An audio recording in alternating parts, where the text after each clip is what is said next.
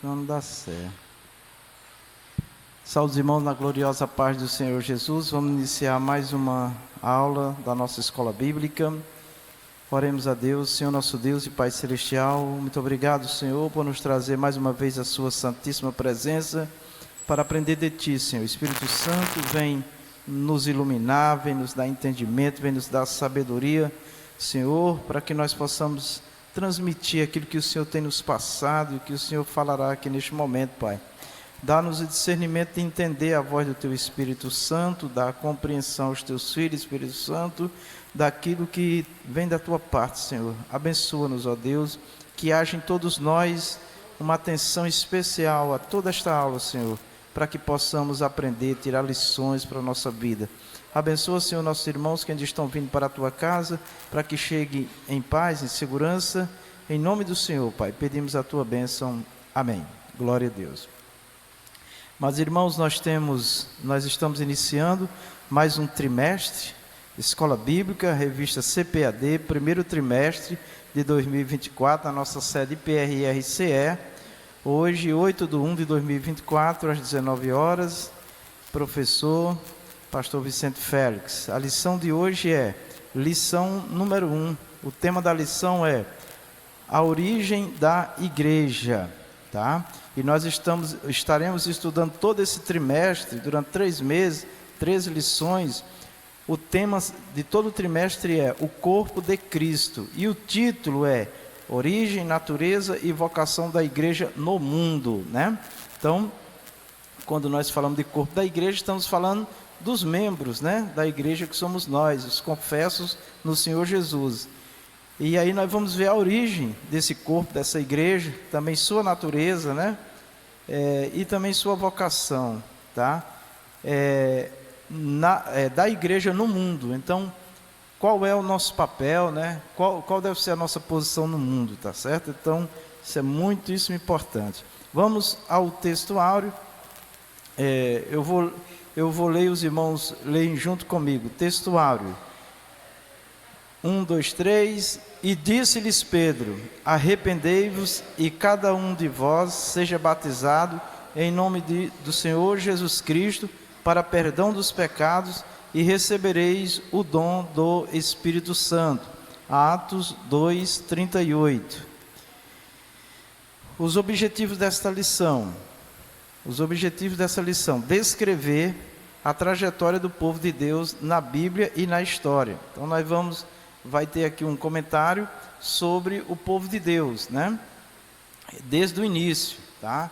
Que traz um pouco da história da nação de Israel, os judeus, tá? E depois a igreja do Senhor Jesus, que o Senhor tornou um só povo, né? Então nós vamos ver um pouco da história aí. O tópico 2 é apresentar a igreja como criação divina, tá? Então a igreja não é uma ideia humana, não foi um pensamento humano, mas nós vamos ver que biblicamente, pela revelação das Escrituras, a igreja já estava no coração de Deus, mesmo antes da humanidade existir, tá certo? Já era um projeto do Senhor. Identificar a igreja como uma comunidade de salvos, né? Então a igreja do Senhor Jesus, além de confessos, né, são os salvos em Cristo. Nós vamos entender um pouco isso também, tá certo? Leitura bíblica em classe, Atos 2, 1 e 2, 37 e 38. Eu vou ler um versículo, os irmãos depois lêem o versículo seguinte comigo, tá? Cumprindo-se o dia de Pentecostes, estavam todos reunidos no mesmo lugar, todos, e de repente veio do céu um som como de um vento veemente e impetuoso, e encheu toda a casa em que estavam assentados. Ouvindo eles isto, compungiram-se em seu coração e perguntaram a Pedro e aos demais apóstolos: que faremos, varões, irmãos? Uma pergunta, todos juntos? E disse-lhes Pedro: arrependei-vos e cada um de vós seja batizado em nome de Jesus Cristo para perdão dos pecados e recebereis o dom do Espírito Santo. Vamos à introdução. Uma rápida leitura do Novo Testamento é suficiente para percebermos o que a igreja é de fato e que importância ela tem. para os apóstolos e os primeiros cristãos da igreja era relevante. Paulo, por exemplo, a denominou de coluna e firmeza da verdade, em 1 Timóteo 3,15. E Pedro a chamou de geração eleita, em 1 Pedro 2,9. Né?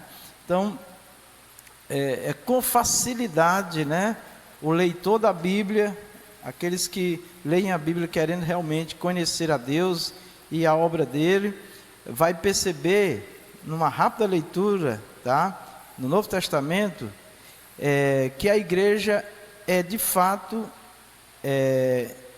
para perceber o que a igreja é de fato e que importância ela tem. Então, a igreja, ela existe de fato, é um fato, é uma realidade. A própria história também mostra, né, que a igreja, ela não foi um plano, um projeto humano, porque ela sobreviveu, meus irmãos, a muitas perseguições de morte. Muitos cristãos foram mortos, martirizados de forma terrível, né? Mas essa igreja prevaleceu, tá? Então, de fato, a igreja é real, né? Não é uma coisa ilusória, uma ideologia, tá? E é fácil perceber também a importância que a igreja tem para o mundo, no mundo, né? Principalmente na obra da evangelização. O testemunho, o poder de Deus manifesto, né? Os crentes, os cristãos orando e Deus fazendo maravilhas, tá? E aí nós temos o apóstolo Paulo, que é uma das maiores autoridades no Novo Testamento, em termos de revelação, né, de Deus. Todos eram autoridade de Deus na terra, mas Paulo se destacou muito pelo ensino da palavra de Deus. Foi o que mais ensinou, mais escreveu, né? Tem mais escritos do apóstolo Paulo, e ele faz uma das suas declarações em 1 Timóteo 3,15, ele diz que a igreja é a coluna e firmeza da verdade. O que é a coluna, né? É a sustentação, tá? É a sustentação. Uma casa, uma estrutura que não tem coluna é duvidoso. E se esse edifício for muito grande, então sem coluna, ninguém vai confiar, tá? Então a igreja, ela tem essa missão de transmitir as verdades de Deus, né? Deus escolheu a igreja, né, para anunciar a salvação em Cristo, as verdades de Deus, tá? Então, quando a igreja, ela deixa de ser essa coluna, por não viver as verdades de Deus, ela transmite dúvida, insegurança. Muitas pessoas se escandalizam com facilidade com muitos cristãos, né, que não são coluna da verdade, que não dão testemunho de uma vida verdadeira, honesta, né, de moral, de respeito, tá? Muitos cristãos, como diz a própria palavra, se tornou um sal insípido, sem sabor, não salga, não conserva. O próprio Jesus diz que esse sal insípido, ele é pisado, né? Ou seja, não tem autoridade, não cumpre com a função. É lamentável, mas a igreja, aqui no caso, quando Paulo diz coluna e firmeza da verdade, se referindo à igreja, ele está falando dos verdadeiros cristãos. Aqui também não quer dizer perfeição, porque ninguém é perfeito, é verdade, mas cristãos que querem realmente alcançar o mais alto nível de padrão moral, espiritual, intimidade com Deus, tá? Então, esses cristãos são autoridades na terra, eles são respeitados na terra, até pelos inimigos, né? Como João Batista, por exemplo, o rei tinha medo dele, de João Batista, tinha medo. Muitos profetas eram temidos pelos imperadores, pelos reis, porque quando aqueles homens falavam, as coisas aconteciam, né? E a Bíblia também, o Senhor diz na palavra dele, que o povo dele, que é Israel, a igreja, é comparado à menina. É dito assim, que nós somos a menina dos olhos de Deus, tá? Se alguém vier com qualquer objeto para tocar nos seus olhos, você rapidamente se protege, reage. Assim é Deus. Tocar em nós é como se tocasse na parte mais sensível de Deus. Então, a igreja, ela tem uma importância muito grande diante de Deus. Ele provou, né, o amor que ele tem pela humanidade, e ele deu o seu filho, Jesus veio e morreu por nós, para que de fato nós pudéssemos ter vida e salvação em Cristo. Então todo esse projeto, toda essa obra do Senhor mostra a importância que nós temos, né? O ser humano tem como crente, como servo do Senhor, e ao mesmo tempo Deus também passa para o mundo a importância que nós temos como embaixadores de Cristo, mensageiros do Senhor, testemunha do Senhor. E Pedro também faz uma declaração muito maravilhosa sobre a igreja, sobre nós, os confessos em Jesus. Ele diz, geração eleita, né? Então, a igreja é eleita de Deus. Deus elegeu a igreja, né? Deus não elege individualmente cada indivíduo, Ele elege a igreja, como Ele elegeu Israel, a nação. Mas nem todos os israelitas que saíram do Egito chegou na terra prometida, mesmo sendo eleitos, né? Daquela geração, só Caleb e Josué entrou, da geração que saiu do Egito, né? Isso quer dizer que Deus elegeu Israel, Deus elegeu a igreja, mas não é porque eu sou confesso em Jesus, que eu, e a Bíblia diz, nenhuma condenação há para os que estão em Cristo, que eu jamais posso pensar que o fato de eu confessar Jesus, eu posso viver do jeito que eu quero também. Isso não é assim que funciona, tá? Então a eleição é para Israel. Se for fiel, tem salvação. A eleição é para a igreja é eleita. Agora, quem é a igreja? Lembra das 10 virgens? As 10, visivelmente, era igreja, mas só 5 era igreja de verdade. Só 5 subiram. Todos nós que estamos aqui somos igreja, somos confessos em Jesus. Mas realmente quem está salvo? Realmente quem é que vai subir? Só quando Jesus vier que nós vamos receber o diploma de aprovado. Amém? Então, Jesus disse, aquele que persevera até o fim será salvo. Então, Deus não elege alguém no ventre da mãe e diz, esse daqui está salvo. Não, se ele não perseverar, crendo, confiando, não tem salvação. Amém? Eu gosto sempre de repetir isso, e eu gostaria que os irmãos colocassem uma atenção muito grande, porque tem uma divergência doutrinária aí no mundo cristão, evangélico, viu? Tem uma crença que acredita que Deus elege alguém no ventre da mãe quando é gerado já para ser salvo. Elege. Muitos teólogos, e eu não concordo com esse pensamento. Por quê? Porque está escrito que a vontade de Deus é que todos os homens se salvem. Então, se a pessoa fosse lá fecundada e Deus disse, eu vou salvar isso. Está lá, Rita foi fecundada. Deus disse, eu vou salvar a Rita. Tarcisiano foi fecundado. Eu não vou salvar o Tarcisiano. Isso seria uma injustiça, né? Mas o Senhor Deus dá a oportunidade para os dois se salvar. Agora, Deus sabe quem dos dois vai se salvar? Sabe, porque a presciência de Deus é diferente. Deus não decide quem vai se salvar e quem não vai se salvar. Jesus disse, ide por todo mundo, pregai o evangelho a quem? Aos salvos? Não precisava. A toda a criatura. Aí ele diz, quem crê, não tem escolha. Então isso é muito bom nós entendermos, tá certo? Se alguém perguntar para você, irmão, você crê na eleição? Você diz assim, eu creio que a igreja foi eleita, mas eu não creio que Deus elegeu um e não elegeu o outro. Não, a igreja foi eleita. Agora, quem for fiel dentro da igreja, está salvo. Quem não for, perde a salvação. Inclusive tem uma crença também no mundo cristão que diz que o salvo, ele nunca perde a salvação. Perde sim. Perde sim. Jesus disse, guarda o que você tem para que ninguém tome a tua coroa. Então, se não tivesse risco de perder a salvação, estava carimbado e pode viver o jeito que você quiser, você está salvo. Isso não é verdade. Tá bom? Nós não acreditamos dessa forma, porque a Bíblia não permite crer assim. Vamos lá. Nesta lição, mostraremos que a Bíblia, de fato, revela sobre a igreja de Deus. Veremos que eclésia, a igreja de Deus, longe de ser meramente uma associação de pessoas, é uma instituição divina, tá? Então essa palavra eclésia, que vem do original, ela significa, na tradução ou na versão, né, que se faz do original para a nossa língua, eclésia significa tirados para fora.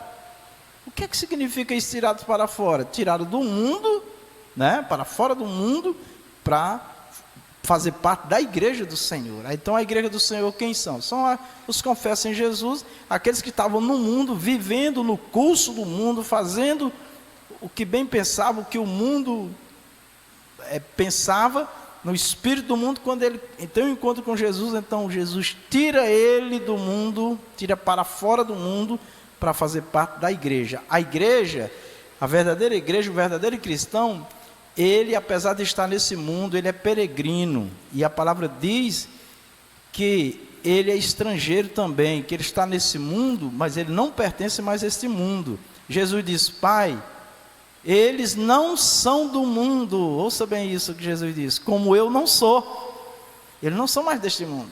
Aí Jesus diz, lá em Evangelho de João 17, aí Jesus diz: não peço que os tires do mundo, mas que os livres do mal.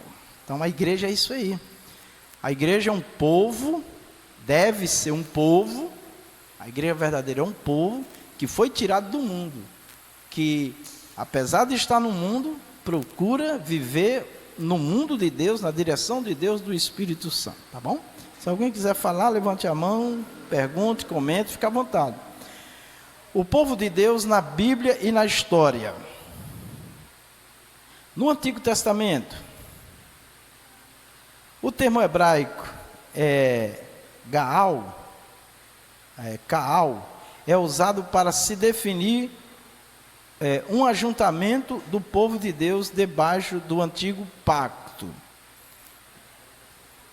Nesse aspecto, o seu uso é o de uma convocação para uma assembleia, ou o ato de reunir-se em assembleia. Dessa forma, Kaal é descrito como povo reunido, Deuteronômio 4:10. Olha o que está em Deuteronômio 4:10. No dia em que estivestes perante o Senhor teu Deus em Horebe, o Senhor me disse: ajunta-me este povo, e os farei ouvir as minhas palavras, e aprender-las-ão, para me temerem todos os dias que na terra viverem, e as ensinarão a seus filhos. Então, quando se fala de povo de Deus no antigo pacto, tá, fala de o sentido é uma assembleia, é um ajuntamento, é uma congregação, né? Congregação é um povo congregado em torno de Deus, para adorar a Deus, para servir o Senhor, para aprender do Senhor, tá? No antigo pacto, como está aqui, ou na antiga aliança, tá? O pacto ou a aliança de Deus com o povo era a lei, o povo tinha que obedecer, né? E quando o povo desobedecia, tinha que oferecer sacrifício, né? Pelos pecados cometidos, oferecia animais, né? E esses animais, no Novo Testamento fica claro que simbolizava Cristo, né? Porque os animais nunca foram capazes de remover pecado, eles só cobriam o pecado, né? Mas quem teve o poder realmente de remover o pecado foi Jesus. Ele olha, expia o pecado, remove o pecado, tá? Através do sacrifício único e eterno de nosso Senhor Jesus. Então, quando a gente fala nesse aspecto, o seu uso é de uma convocação para uma assembleia, ou de um ato de reunir-se em assembleia, dessa forma, né? Essa palavra no original é descrita como povo de Deus. Então, o povo de Deus no antigo pacto não tem o mesmo significado da igreja no Novo Testamento, tá? Porque no antigo pacto a aliança com Deus era a lei, tá? E o povo se reunia e oferecia sacrifícios para poder Deus receber o culto deles, né? E eles tinham que obedecer à lei do Senhor, e quando não, tinha que oferecer sacrifício, e muitas das vezes eram até fulminados, né, com a ira de Deus. Então, Deus decidiu escolher um povo, né, de Abraão, através de Abraão, formou uma nação, um povo, né, que são os judeus, os israelitas, né, e então, o objetivo era que essa nação, que os judeus, a nação de Israel, fosse um modelo para todos os povos, né? Para que todos os povos viessem ao Senhor, servissem ao Senhor, e na vinda do Messias, na vinda do Senhor Jesus, Israel, a nação, fosse a evangelizadora do mundo, por Deus ter separado ela como a nação modelo para o mundo. Mas esse plano, infelizmente, não foi cumprido, né? Israel não cumpriu, não entendeu, né, quando Jesus veio, nosso Senhor Jesus, tá bom? A maior parte da nação ainda espera Israel. Uma parte da nação israelita reconhece o Jesus que nós cremos, reconhece como Messias e Senhor, tá bom? Mas a maior parte não. Muito bem.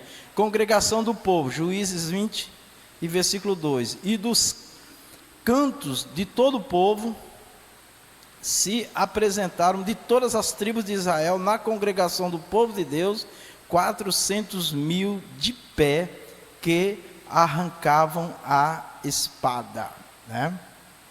Então a congregação, é interessante a gente entender que o povo de Deus era uma congregação, tá? As 12 tribos eram uma congregação, não tinha 12 congregações, era uma congregação. Quando um israelita pecava, desobedecia a Deus, todo o povo padecia. Todo o povo padecia. Porque era um só povo, era uma congregação, todos tinham que viver em harmonia, tá certo? E era uma congregação também no sentido militar também, né? De defesa, tudo era, Deus dava a eles tudo, né? Em termos de político, né? De governo político e religioso e também militar. Multidão, 1 Samuel 17:47, versículo 47. Toda esta multidão saberá que o Senhor salva, não com a espada nem com a lança, porque o Senhor é a guerra, e Ele entregará todos vocês nas nossas mãos, né? Então, apesar de Israel ter um exército, ter espada, ter arco, ter todo o aparato, né, militar para guerrear, eles aprenderam com o Senhor que quem vencia as guerras deles era o Senhor, né? Porém, mesmo assim, Israel, ele acabou se envaidecendo, a nação, e por muitas vezes caiu na presença do Senhor, porque achavam que se envaideciam, se achavam, né? E esse é um problema do ser humano, e também vai chegar na igreja, mas eu vou adiantar, também nosso. Quando Deus começa a nos usar, quando nós começamos a desenvolver a obra do Senhor, Deus dá dom, dá talentos, começa a pregar, começa a louvar, começa a ter habilidade, se não vigiar, começa a se achar, começa a se engrandecer, se orgulhar, se envaidecer, e Deus se retira, né? Israel muitas vezes, irmãos, foi entregue na mão do inimigo, porque achava que era povo de Deus e achava que era como se o poder fosse próprio deles, mas não era, o poder não é próprio do homem, tá? Esse sentimento, irmãos, assim, quando Deus passa a usar a pessoa, o sentimento de grandeza é perigoso, muito perigoso, né? Você vê o exemplo de Sansão, eu penso em Sansão. Sansão tinha uma força, né, que, meu Deus, era um fenomenal, mas a gente sabe que era Deus na vida dele, né? Mas Sansão tinha um voto com Deus, né? E quando ele quebrou o voto, perdeu tudo, perdeu a força, perdeu tudo. E é incrível que quando ele se humilha diante de Deus, ele reconhece que pecou, que Deus lhe devolve a força. Ele matou mais homens no dia que ele derrubou o templo, né? Puxou ali, a força voltou. Foi a ação que mais pessoas morreram pela força de Sansão. Mas o que é que a gente percebe aí? É que Deus é um Deus de aliança. Nós somos povo de Deus, mas nós temos que lembrar que o que nós somos, o que acontece através de nós como servos do Senhor, é porque Deus está conosco. Nunca nos orgulhemos, tá bom? Então, isso é muito importante. Esse versículo aqui é exatamente o que está no coração de Deus. Toda esta multidão saberá que o Senhor salva, não com espada, nem com lança, porque o Senhor é a guerra, e Ele entregará todos vocês nas nossas mãos. Tá? Então, mexer com a nação de Israel, irmãos, é mexer com Deus. Amém? Mexer com crente é mexer com Deus, que é sério, né? Então, eu me lembro assim de Jesus quando estava sendo crucificado, né? E antes de morrer, ele disse: Pai, perdoa, porque eles não sabem o que fazem, né? Porque o que estavam fazendo com Jesus, estavam fazendo com o próprio Deus. Quando alguém está fazendo um mal contra um crente, irmão, nós temos que pedir misericórdia por aquela pessoa. Senhor, tenha misericórdia. Eu me lembro muito também de Estevão, que estava sendo apedrejado, e Estevão diz assim: Senhor, não coloque este mal que eles estão fazendo na conta, a mim, não coloque na conta deles. Né? Então, quando eu vejo o crente, às vezes, orando para Deus castigar alguém, eu digo: misericórdia, nós não podemos fazer isso não, porque nós também somos pecadores, amém? E mais, o Senhor Deus, Ele veio para dar vida, tá? Então nós nunca devemos, eu sou homem de Deus, eu sou isso, eu sou aquilo, o Senhor tal. Não, nunca, nada de exaltação, tá?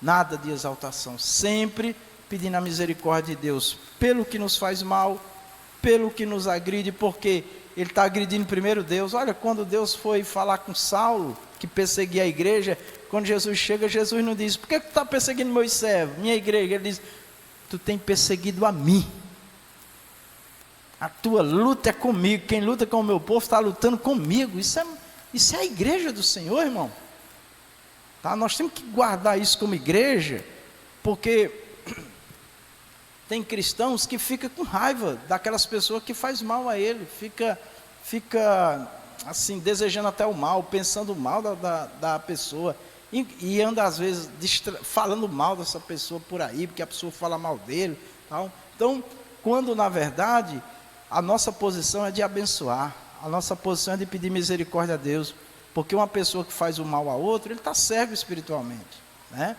E inclusive a Bíblia diz que se o meu irmão está em trevas, fazendo o mal, e eu faço o mesmo mal em troco, né, pagando com mal, eu estou em trevas também. Não é porque eu estou com razão que eu devo devolver o mal, de forma nenhuma, tá certo? Então, essa relação é muito importante. Nós estamos aqui olhando não a igreja, nós estamos olhando nesse momento o povo de Deus, Israel, uma aliança, um pacto pela lei, através de sacrifício. Mas nós vamos ver que na igreja é diferente a relação com Deus, tá? Mas Deus fez um só povo, Israel, e os gentios confessam em Jesus, que é a igreja do Senhor Jesus, tá bom? Então aqui esse versículo é muito importante nós sabermos. Aqui foi para Israel, mas para nós saber que quem vence a nossa luta, quem vence as nossas guerras é o Senhor, amém, irmãos? E nós só temos que ficar na presença dEle, fazendo a obra dEle, atento ao que Ele nos manda. Quando nós olhamos para a igreja, no início, lá no tempo dos apóstolos, logo que foi passando os 300 primeiros anos da igreja, foi muita perseguição, irmãos. E não tinha ninguém que defendesse a igreja, só o Senhor. O apóstolo Paulo mesmo diz que no dia do julgamento dele, não tinha ninguém lá fazendo companhia a ele. Ninguém, nem os próprios cristãos puderam ajudar Paulo, né? Até quem quisesse ir não podia. Mas ele disse assim: mas o Senhor estava comigo. Tá? Então, em qualquer situação, meus irmãos, vamos confiar no Senhor como igreja, como povo de Deus, né? Então isso é muito especial para nós, saber o cuidado que Deus tem por todo ser humano, mas especialmente por aqueles que o temem. A Bíblia diz inclusive que o anjo do Senhor acampa ao redor dos que o temem. Lá não está os anjos, é o anjo, que é o próprio Senhor, amém? Então isso é muito importante. Vamos lá, congregação, 1 Reis 8:22, e pôs-se Salomão diante do altar do Senhor, em frente de toda a congregação de Israel, e estendeu as suas mãos para o céu. Salomão foi um rei muito próspero, e uma coisa que chama a atenção quando a gente estuda um pouco sobre Salomão, o seu reino, primeiro, a sabedoria, né, que Deus deu a este homem, né? Deus mandou ele pedir o que ele quisesse, ele pediu sabedoria, e ele foi muito sábio mesmo, em tudo, né? A rainha, quando foi visitar ele, disse: o que falar de você, do império, do rei, do teu reino, da ordem, da decência, de tudo, está longe do que eu estou vendo, porque era admirável, né? E uma coisa que é interessante, que Salomão, quando a gente estuda um pouco assim sobre a vida dele, nós já tivemos escola, inclusive, todinha sobre Salomão, aulas, né, de escola bíblica, e mostra que tudo que ele fez, irmãos, foi grande, foi grandioso. Tudo que ele fez, porque Deus era com ele, tá? E infelizmente no final, né, ele acabou caindo, né? Caindo, porque adorou a todas as mulheres, né? As concubinas, aliás, os deuses delas, né? Se perdeu. E aí vem aquelas perguntas se ele se salvou ou não, isso não cabe a nós, né? Mas com certeza Deus não se agradou e não se agrada desse tipo de coisa. Mas enfim, o ponto-chave é nós confiarmos em Deus, nós nos voltarmos para Deus, tá? E por muito tempo foi o que Salomão fez, um exemplo para nós, tá?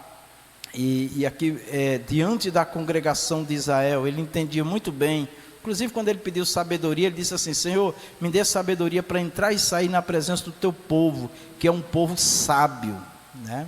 Então ele se preocupou com o povo, ele se preocupou em ter um reino que atendesse o povo, que atendesse as expectativas do povo também, claro, dentro dos propósitos do Senhor, né? Por muito tempo do seu reino.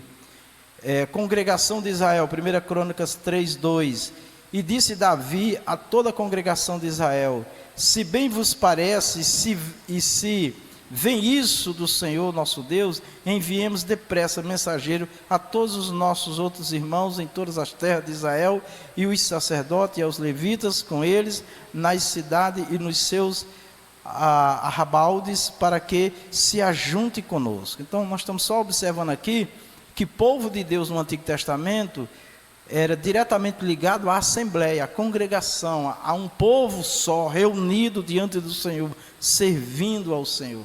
E quando um deles pecava, desobedecia, o povo perdia nas guerras, né? Temos exemplo que Deus teve que castigar pessoas, né? No caso de Acã, né? Então assim, é importante nós, porque quando chegar na hora da igreja aqui, os irmãos vão ver que há uma diferença do povo de Deus, Israel, que não era igreja, e o outro povo que se tornou igreja, e para Deus um só povo, tá? Mas a gente está só vendo que a expressão Israel, povo de Deus, ela estava diretamente ligada a congregar, a estar congregado, as 12 tribos servindo ao Senhor. Que na igreja a gente vai ver que esse é o objetivo também do Senhor, um só povo, um só rebanho, um só pastor. E grande ajuntamento, versículo 7 de Neemias 5:7. E considerai comigo mesmo no meu coração, aliás, e considerei comigo mesmo no meu coração, depois pelejei com os nobres e com os magistrados e disse-lhes, usura, tomais cada um de seu irmão e ajuntais contra eles um grande ajuntamento, né? Então os irmãos podem ver a imagem aí que o povo, toda manifestação de Deus, principalmente espiritual, ou para resolver questões, era o povo junto, era todo junto. As tribos, quando tinha que resolver conflitos, estavam sempre juntos resolvendo, né? Então isso também nós vamos ver que é um exemplo para a igreja do Senhor Jesus, tá? Tem até uma observação que eu gosto muito de pensar e refletir, às vezes eu pontuo diante da igreja, é o seguinte: quando os apóstolos tiveram problemas no início da igreja com as viúvas, né, que umas achavam que, disseram que umas estavam tendo mais vantagem do que outras, né, e eles convocam a multidão, já era uma multidão de discípulos, eles convocam a multidão e dizem: escolher entre vós. Então a igreja, mesmo tendo uma diferença de povo de Deus no Antigo Testamento, como era que Deus trabalhava com o povo, com o seu povo, a diferença em relação à igreja, mas nós vamos ver que no final Deus quer o seu povo, tanto Israel como igreja agora em Jesus, sempre juntos, reunidos e decidindo reunidos, né? Deus não quer um povo separado, tá? Claro que Deus trata individualmente com cada um de nós, irmãos, mas Ele quer que as decisões, as manifestações dEle, enfim, tudo que diz respeito a Deus e ao povo, seja decidido em assembleias, né? Inclusive ainda hoje a igreja conserva esse princípio de assembleias para tomar certas decisões, tá certo? Por quê? Porque a igreja são todos, a igreja não é só o pastor, a igreja não era só o rei, aliás, no caso de Israel, o povo não era só o rei, tá? O rei que temia a Deus, ele estava sempre convocando o povo e trabalhando com o povo e os sacerdotes, claro, né?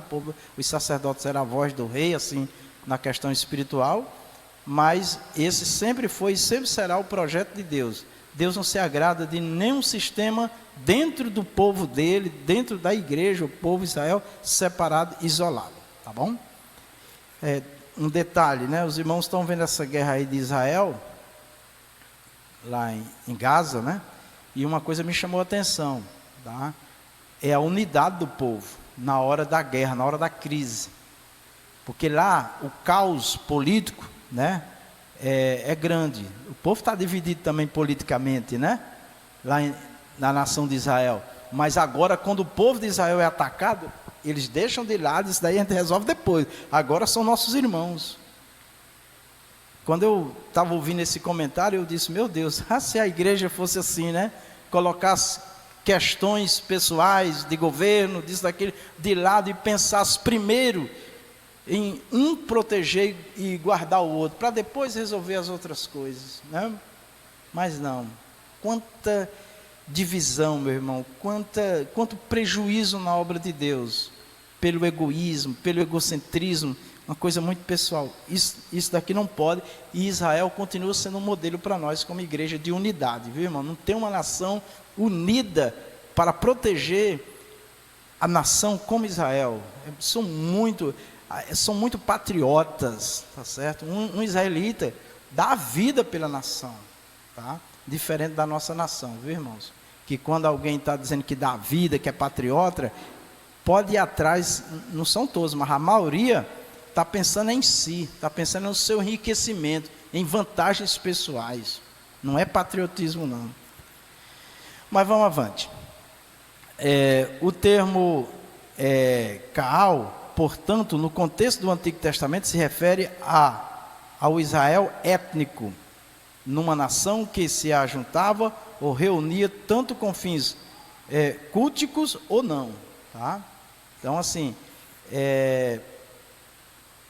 refere-se ao Israel étnico, né? Ou seja, eles tinham um sistema de governo, irmãos, deles, claro, dado por Deus, né? Porque hoje tem etnias, né, de sociedades organizadas, que apesar de não ter uma estrutura política, um presidente, todo um sistema, né, deputados, senadores, toda essa coisa, primeiro-ministro, essas coisas, mas existem sociedades hoje organizadas, tá, que são consideradas etnias, tá, que eles vivem das próprias leis dele. Israel vivia da lei deles, que no caso era a lei de Deus, tá? Tanto para o culto, né? Tanto para a parte espiritual, como para a parte também política e de governo, certo? Era um povo muito separado, né? Inclusive Deus diz assim para o povo, ó, não siga o costume das outras nações. Tinha que ser, casamento só poderia ser entre eles, né? Namoro e casamento só entre eles, porque Deus queria formar um povo puro, né? Tá? Sem contaminação com outras crenças. Agora vamos aqui, no Novo Testamento, o termo grego eclésia, agora nós vimos aí que Israel não é igreja, tá certo? Não é igreja. Hoje o povo de Deus é Israel e os confessam em Jesus, tá certo? Igreja, tá? Então hoje existe basicamente 3 povos na terra: Israel, que é o povo de Deus, a igreja, que é os confessam em Jesus, e os gentios, que não é judeu nem é igreja. São essas 3 classes diante de Deus: Israel, povo de Deus; igreja, confessa em Jesus; e gentios, que não são israelitas e não são confessos em Jesus. Então tem esses 3 tipos. A sociedade, o mundo hoje está basicamente diante de Deus. Deus está olhando e vendo dessa forma. Agora, judeu, israelita e igreja é um só povo, porque há um só Deus. O Deus de Israel é o mesmo Deus da igreja de Jesus, tá? Bom, então o termo eclésia se refere à igreja cristã, tá? Esse termo não se aplica a Israel, nem no Antigo Testamento, tá? Mas somente aos cristãos. Eclésia, eu já expliquei o significado na nossa língua, em português, né? Na versão em português é tirados para fora, eclésia. Tirados para fora. Para fora de quê? Do mundo, do sistema do mundo. Porque Jesus disse, eles não são do mundo como eu do mundo não sou. Aí Jesus disse, Pai, não peço que os tires do mundo, mas que os livre do mal. Tá? Então, os que servem a Deus, eles não são mais deste mundo, eles são peregrinos, eles são forasteiros, tá certo? Contudo, no contexto neotestamentário, o seu sentido difere do que lhe é dado no Antigo Testamento, tanto na forma como na função, tá certo? Não é apenas uma raça ou uma nação, mas todos aqueles que, diferente das raças e nações, que foram comprados pelo sangue de Cristo, tá? Então, eclésia, a igreja, ela não é uma nação, tá? Ela não é uma etnia, ela é povo de Deus. Ela é formada por povos de todas as nações, tá? Então, quando Jesus disse assim, ide e ensinai todas as nações, né?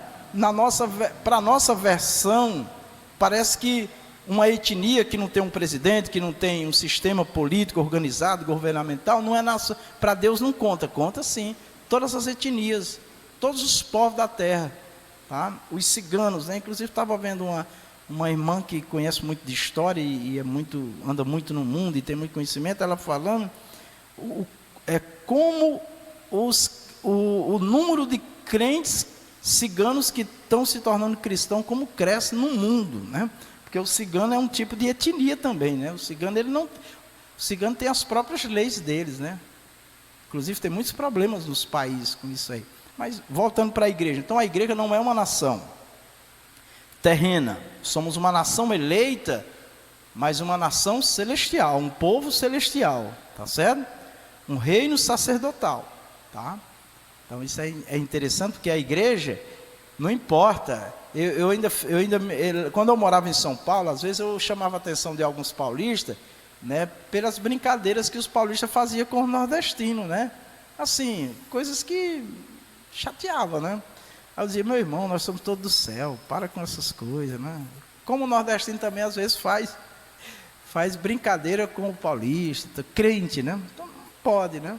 E eu fico feliz porque muita coisa mudou, né? Porque eles brincavam até em cima do púlpito, né? Falando coisas, mas isso, graças a Deus, porque nós temos que ter uma mentalidade celestial, do céu, povo de Deus. Não importa se o irmão é um índio, não importa se o irmão é um cigano, não importa se o irmão é da África, é do Brasil, é da China, é de onde for, não importa, ele é um servo de Deus, é um cidadão do céu, tá? Então essas coisas de brincadeiras, desfazendo do outro, o irmão é do interior, fica com brincadeira com o irmão, tal, assim, sempre diz que é brincadeira, mas às vezes é um tom mesmo, irônico, é crítico, e às vezes fere as pessoas, e nós temos que ter uma visão como igreja, de que para nós não existe placa, não existe nação, não existe etnia, somos povo de Deus, igreja, povo de Deus, isso é maravilhoso, tá? Mas vamos lá, Apocalipse 5:9, né? Olha aqui, ó. E cantavam um novo cântico, dizendo, digno és de tomar o livro e de abrir os seus selos, porque fostes morto e com o teu sangue compraste para Deus, homens de toda tribo e língua e povo e nação. Então, todos, de todas as partes do mundo, é bíblico, está lá escrito, podem alcançar a salvação, e a vontade do Senhor é que todos sejam alcançados com a mensagem do Evangelho. Para mim isso é uma grandeza que não dá para se medir, esse amor de Deus, independente de cor, de raça. Jamais um crente pode ser racista, jamais um crente pode se achar mais ou melhor do que outro. Uma das coisas que mais me impressionou em São Paulo, quando eu conheci a igreja em São Paulo, a mesma igreja que nós congregamos hoje, né?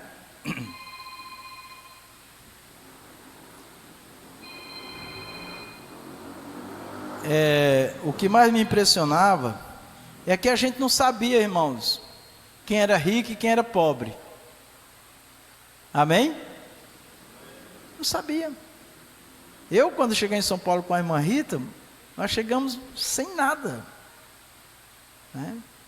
O primeiro mês lá, os primeiros 15 dias lá, a gente dormia num quarto de costura, todo cheio de pó, que era uma costureira que cedeu o quartinho para nós dormir ali. E a igreja ficava quase em frente à casa que nós ficamos lá, ninguém tinha dinheiro nem de pagar aluguel, né? E Deus já foi abençoando. E aí eu comecei a visitar aquela igreja, que é hoje a Renovação dos Remidos. E uma coisa que me chamou a atenção foi esse ambiente que não tinha ninguém com ar de superioridade. A gente só sabia que um irmão tinha mais recursos do que o outro quando ia na casa dele. Ninguém se gloriava de ter isso, de ter aquilo, se tinha um carro ou não, se tinha uma moto, uma bicicleta, não se gloriava de nada. Tá? E mais, ele se reunia na favela, naquela casa mais luxuosa, na chácara ou num ambiente bem simples. Não tinha isso. Tá? Então, era realmente o que a Bíblia diz, uma singeleza de coração. Tá? E é isso que nós temos que conservar como igreja. Tá? Não pode haver diferenças entre nós como igreja, de nação, de etnia, de língua, de nada, de nível social, se mora na capital, no interior, zombar, brincar, desfazer, jamais. Tá? Porque, olha, todos foram comprados pelo sangue de nosso Senhor Jesus. Tá? Então, isso é a igreja. É muito bonito quando a gente estuda a igreja nesse aspecto, ou nesses aspectos, né, de unidade, de congregação, tá certo?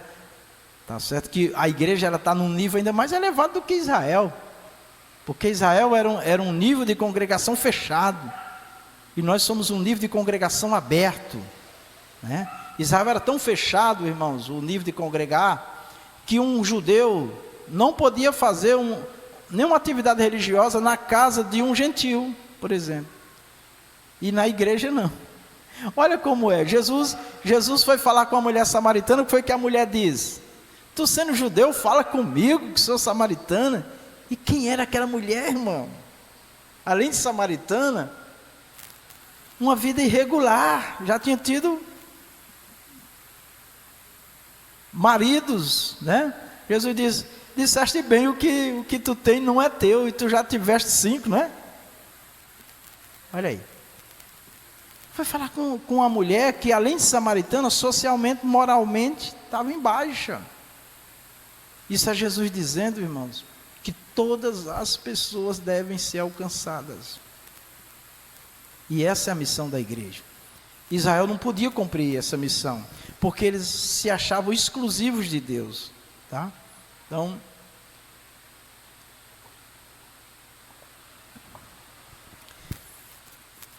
eu nunca fui favorável àquele evangelismo que a pessoa chega por cima.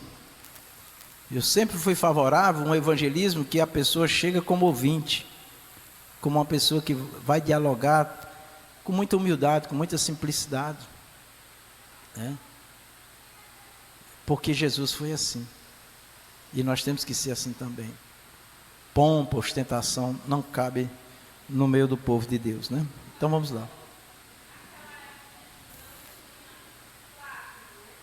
Sim. É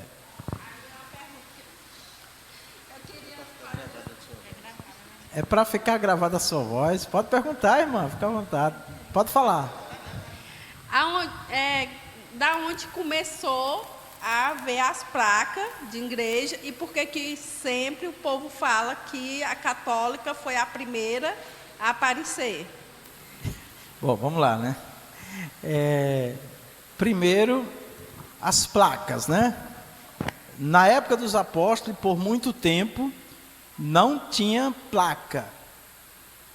Paulo, por exemplo, plantou, né, que fundou muitas igrejas, por onde ele passava e voltava, revendo aqueles irmãos, mas não tinha placa, não tinha igreja desse ou daquele, né? Por que chegou, por que surgiu a necessidade de ter uma placa, ou a igreja se tornar uma pessoa jurídica? Isso não é de Deus, assim, não é Deus que colocou isso como regra, jamais. Deus nunca mandou e nem manda, tá? Porém, isso é mais uma forma jurídica que os governos exigem para que haja um responsável por aquela comunidade, por aquele ajuntamento de pessoas, porque se houver algum problema social, algum crime, alguma coisa que precise que alguém responda por um grupo social, independente de ser igreja ou qualquer outro tipo de sociedade, de organização, tem que ter um responsável, tem que ter um regime também de administração. Então, a questão da placa e a questão do nome das igrejas, pessoa jurídica, que é uma identidade de uma empresa, né, como se fosse uma empresa, é muito mais, no caso da igreja, o objetivo dos governos foi que tivesse um representante para responder juridicamente, né, por aquele grupo, tá?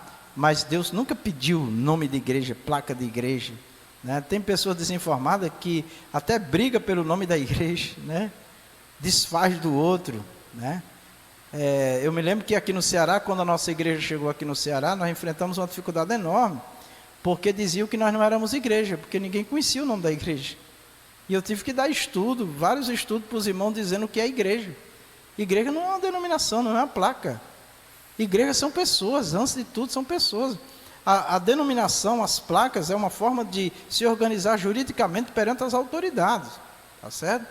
Mas isso daí para Deus não tem importância, tá? Então, placa é do homem, amém, irmã? Pessoa jurídica é do homem com o objetivo de estar organizado e representado juridicamente diante das autoridades. E Deus aprova isso daí por quê? Porque Deus é um Deus ordeiro, organizado, tá? Imagina nós, cidadãos, sem documento. Deixamos de ser cidadão? Não, mas como é que nós vamos, perante as autoridades, nos identificar? Então a igreja também tem que ter essa identidade, é uma questão mais jurídica, política, de governo, de organização, e Deus aprova porque é uma forma de organizar. Agora, quando alguém coloca a placa da igreja, o nome da igreja, acima, ou condiciona que alguém só vai ser salvo naquela denominação, já é seita, já é heresia, já é mentira, porque quem salva é Jesus. Pronto. Agora a irmã perguntou da igreja católica, tá? Na verdade, a igreja, os cristãos, eles vieram de onde? De onde, né? Vai ter um pouquinho de história aqui também, mas vou adiantar aqui. De onde eles vieram?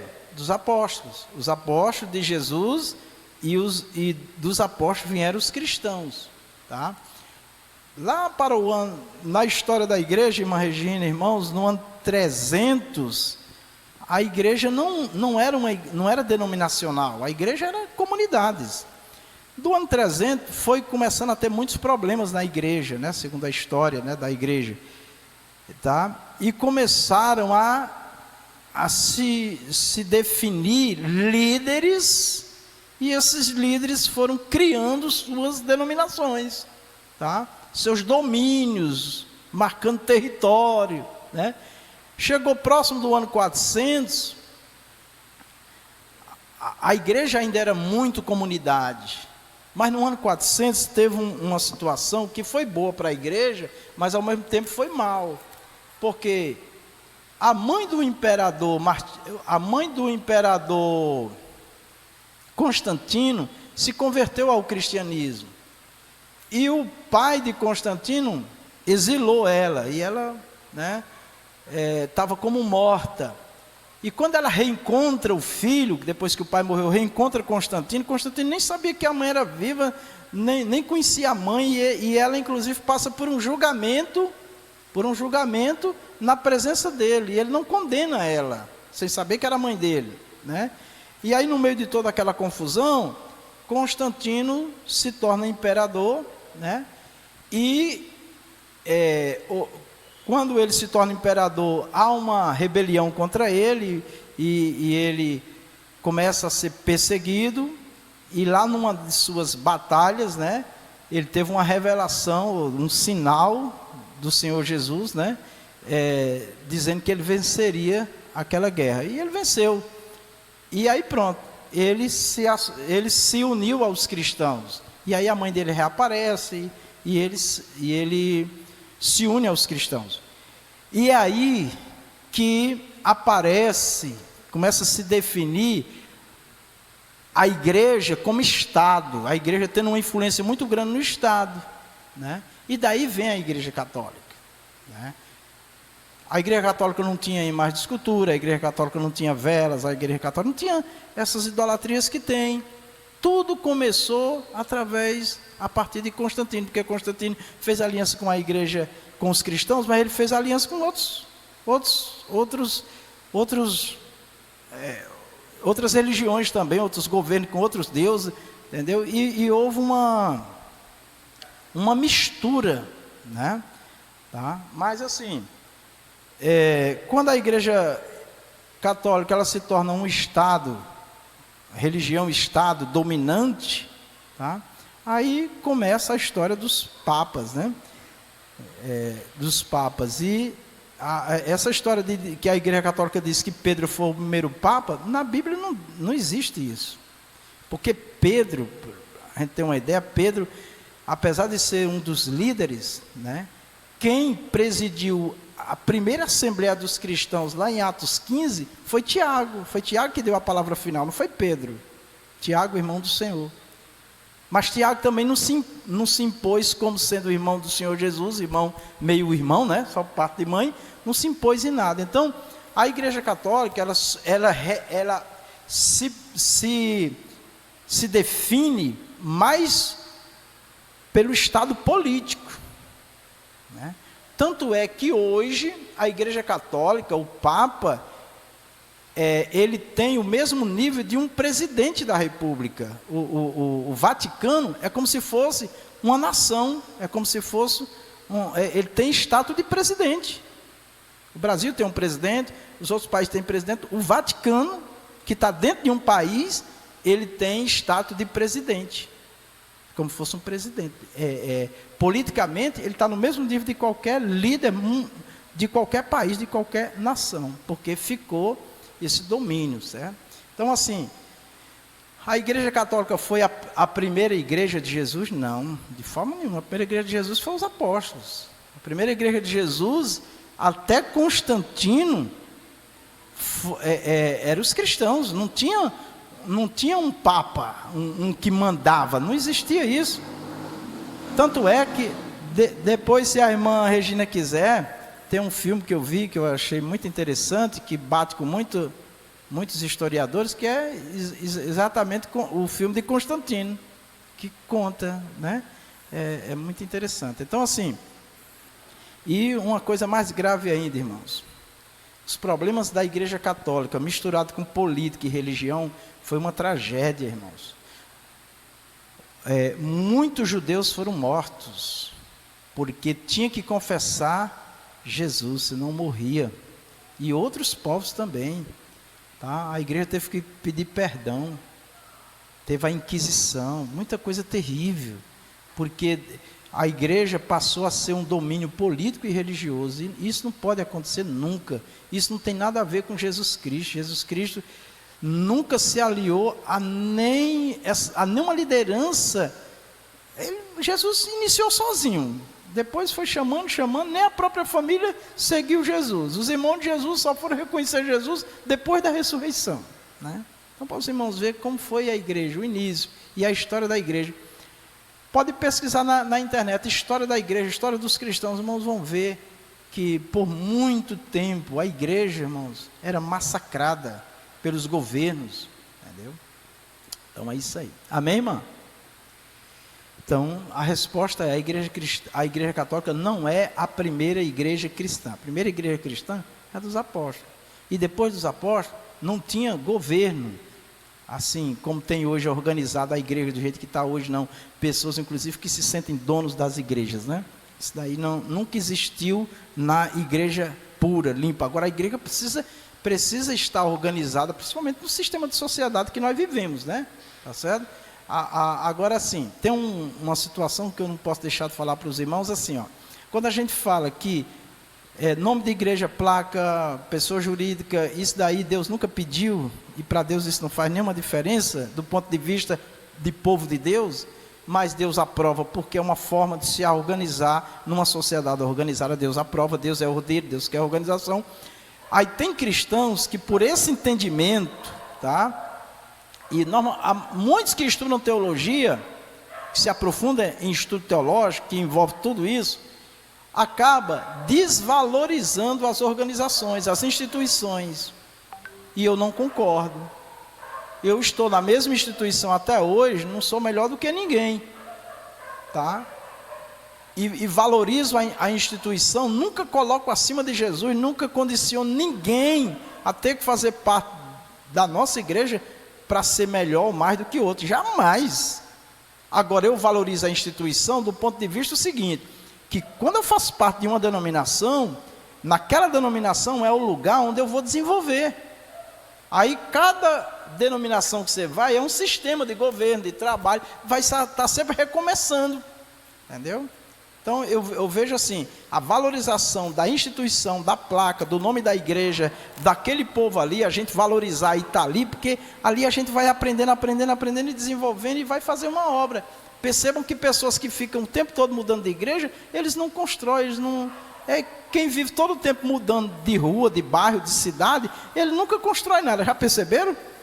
Quando você vai ver uma pessoa que tem um patrimônio, ele tem tantos anos morando ali, porque é ali que cada mudança que você faz, né? Eu já não gosto mesmo de mudança, né? Mas já teve gente que disse que não gostava da renovação, porque o pastor Vicente não aceita mudança. Eu aceito mudança, mas mudança que seja para edificação, para não modismos, essas coisas, para, sabe, criar situações na igreja para atrair o povo. Quem o povo tem que estar na igreja primeiro é por Deus, é por Jesus, é pela palavra de Deus, tá bom? Mas amém, vamos à frente. Foi bom, irmã Regina, amém? Fiquem à vontade para falar, e alguma coisa que eu tiver falado aqui que não bate, os irmãos podem corrigir, eu estou aprendendo também. Amém? Vamos lá. Jesus, por exemplo, usou o termo eclésia como sentido exclusivo, o povo adquirido pelo seu sangue, tá? Então, sempre essa palavra eclésia, no original, ela está se referindo à igreja, confessos em Jesus, e o próprio Jesus também se referiu, em Mateus 16, 18, o povo adquirido pelo seu sangue. Olha o que está escrito: pois também eu te digo que tu és Pedro, e sobre esta pedra edificarei a minha igreja, e as portas do inferno não prevalecerão contra ela.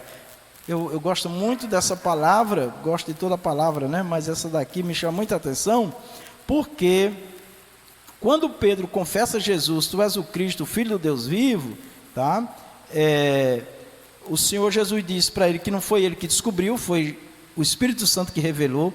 Eu acho um ponto aí muito importante, irmão. Por melhor que eu pregue, por melhor que eu fale, por melhor que eu cante, por melhor que eu me apresente, só quem convence o homem a vir para Deus é o Espírito Santo, amém? Claro que Deus vai se utilizar dessas mensagens, da pregação, do louvor, mas é o Espírito Santo. Jesus era a sabedoria, mas ele diz aqui: Pedro, tu está me reconhecendo porque o Espírito do meu Pai te revelou. Quem vai convencer as pessoas de servir a Deus é o Espírito Santo, não somos nós. Nós não temos esse poder, nós temos o poder de comunicar, amém? Que Deus nos dá. Então isso é importante. Aí ele diz mais, e sobre esta pedra edificarei a minha igreja. Sobre esta pedra, aqui a igreja católica pega isso daqui para dizer que Pedro foi o primeiro papa. Essa pedra aqui, que Jesus está falando aqui, no original fica claro que não tem nada a ver com pedra fundamental, mas como declaração que ele fez, porque a pedra de fundamento da igreja é o próprio Jesus. Ele é a pedra de esquina, está escrito. A pedra principal é a pedra de sustentação, né? Do edifício, da construção, da igreja do Senhor. Aí ele diz: e edificarei a minha igreja. Outra parte que me chama a atenção é quando ele diz: edificarei a minha igreja. Essa igreja aqui é eclésia, é o povo, confesso nele. Pedro, eu edificarei, eu que vou construir a minha igreja, tá? Se os irmãos perceberem, muitas igrejas que crescem, na verdade elas não crescem, elas incham, amém? Elas incham, porque a maioria das pessoas que estão ali não é por salvação realmente, não é com temor de Deus, é por alguma coisa material, terrena, pessoal, por promessas, tá? Então, e muitos ficam frustrados depois, abandonam a fé, não crê mais em Deus, Deus não existe, não tem nada a ver, tá certo? Então Jesus disse que é Ele que edifica. Paulo ensinando, ele disse assim, um é o que planta, eu planto, um planta, o outro rega, mas quem dá o crescimento é Deus, nem eu e nem Apolo somos nada, quem é Deus, amém? Então isso é importante nós entendermos, que não é esse ou aquele que vai fazer a igreja crescer de verdade, mas o Senhor Jesus. É claro que a igreja também precisa de homens, mulheres, jovens, servos, talentosos, para Deus usar, que tenham dons, né? Mas nunca achar que depende de mim, nunca, tá? Fiquei sabendo de uma pessoa que morreu agora quase com 100 anos e disseram assim, pronto, a igreja acabou, a irmã morreu, a igreja acabou. Peraí, mas a igreja era irmão ou era Jesus, né? Então, pelo amor de Deus, as coisas não podem ser assim. Ah, quando o pastor Vicente morrer, quando o pastor Oliveira morrer, a igreja vai se acabar. Mas quem é a igreja? A igreja é Jesus. A razão é Jesus, não é isso ou aquele. Claro que os dons de Deus, os homens que são dons, são talentos, é maravilhoso, amém?